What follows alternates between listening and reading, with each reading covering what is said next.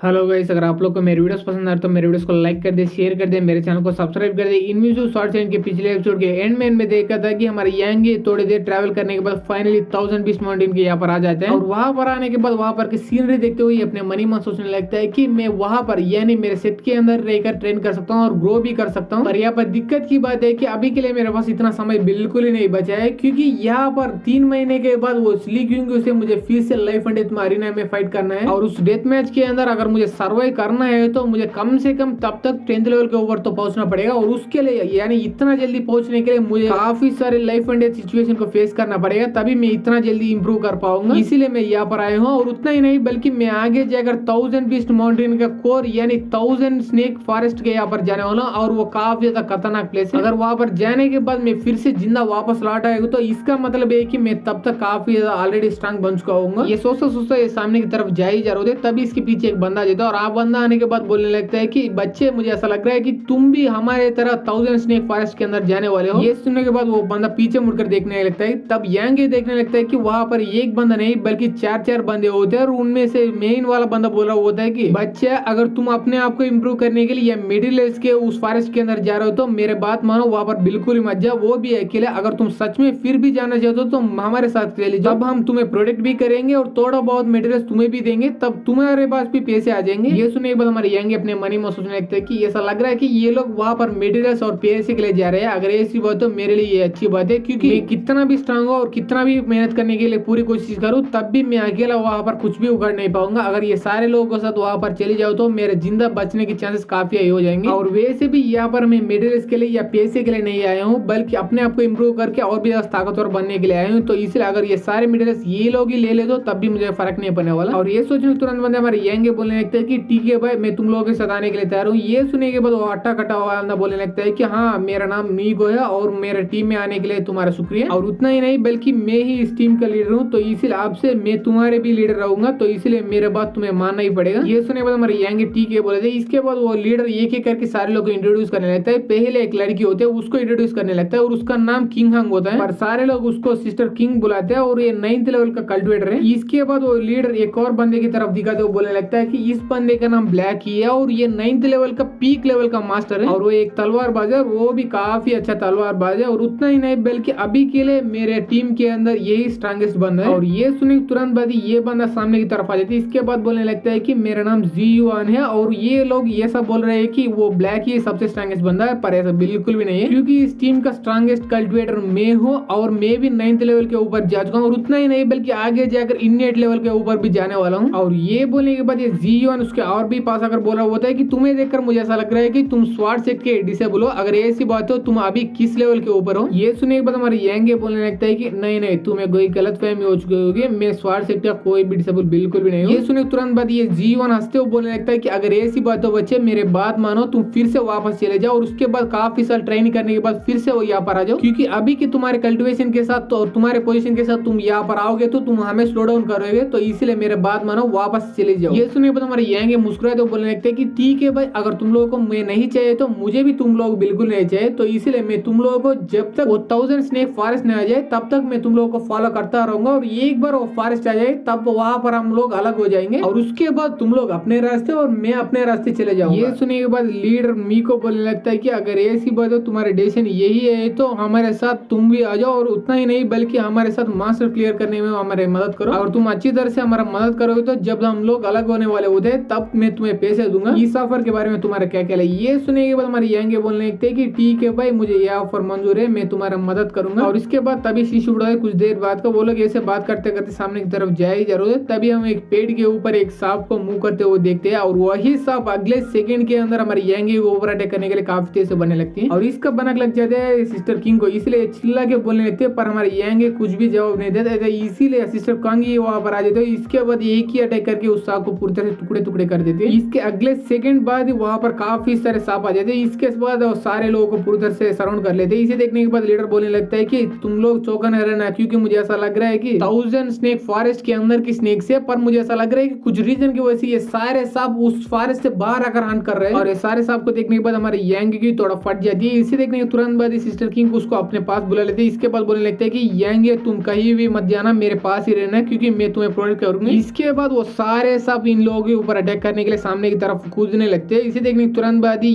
एक बंदा यानी ये लीडर अपना मुक्के की बरसात को यूज करके वो सारे सांप को मारे जा रहे होता है, और ये बंदा यानी ब्लैक अपना चाकू को यूज करके वो सारे सांप को मारे जा रहे होता है, और G1 अपना टेक्निक को यूज करके वो सारे सांप को मारे जा रहे होता है। और तभी हमारे यांगे की तरफ देखते हैं, तभी उसके नीचे का जमीन पूरी तरह से कांपने लगता है। और इससे देखने के बाद हमारे यांगे सोचने लगता है कि ऐसा क्या हो रहा है यहाँ पर। तभी उसको कुछ ऐसा आवाज सुनाई देने लगती है। इसे देखने के बाद ये पीछे मुड़कर देखने लगता है। इसके बाद ये सोचने लगता है कि जिस आवाज को मैं पहले सुना था वो नॉर्मल सांप की आवाज नहीं लग रही है, बल्कि कोई अजीब सा सांप की लग रहा है, तो इसलिए मुझे एक बार चेक करना चाहिए। तभी वो देखकर पूरी तरह से चौंक जाता है, क्योंकि वो एक सांप होती है पर उसके पंख भी आ चुके होते हैं, और वो सांप काफी ज्यादा बड़ा भी होता है। और तब हम देखते हैं वो सांप हमारे यांगे के चारों ओर ऐसा सराउंड करने लगता है, और उस सांप को देखने के बाद हमारे यांगे चौंक जाते हैं। इसके बाद चिल्ला के बोलने लगता है कि अरे बाप रे, असल में इतना बड़ा स्नेक यहाँ पर क्या कर रहा है, और ये किस तरह का स्नेक है, क्योंकि इसके पंख भी है। इसे देखने के बाद सिस्टर किंग चिल्ला के बोलने लगते हैं कि यांगे तुम तुरंत वहां भाग जाओ, क्योंकि वो 8th लेवल का मिस्टीरियस 2-विंग्ड स्नेक है, उसको तुम बिल्कुल ही हरा नहीं पाओगे, क्योंकि वो काफी ज्यादा स्ट्रांग है। तो इसीलिए यांगे मेरे बात मानो, वहां से भाग जाओ। और उस बड़े से सांप को देखने के बाद इस G1 की रिएक्शन अलग थी, क्योंकि वो चिल्ला के बोलने लगता है कि लीडर मी को हमें ऐसा लग रहा है कि हमारे लकी दिन है, क्योंकि यहाँ पर इतना बड़ा स्नेक खुद ही हमें ढूंढते ढूंढते यहाँ पर आ गए। क्योंकि अगर हम इस 2-विंग्ड स्नेक को जैन से मार के इसको एलिक्सर बना के मार्केट के अंदर बेच दूं तो कम से कम हमें 5000 गोल्ड करें तो मिलेंगे ही मिलेंगे। ये सुनने के बाद लीडर मी को बोलने लगता है कि तुम लोग मेरे आर्डर अच्छी तरह से सुन लो, तुम तीनों लोग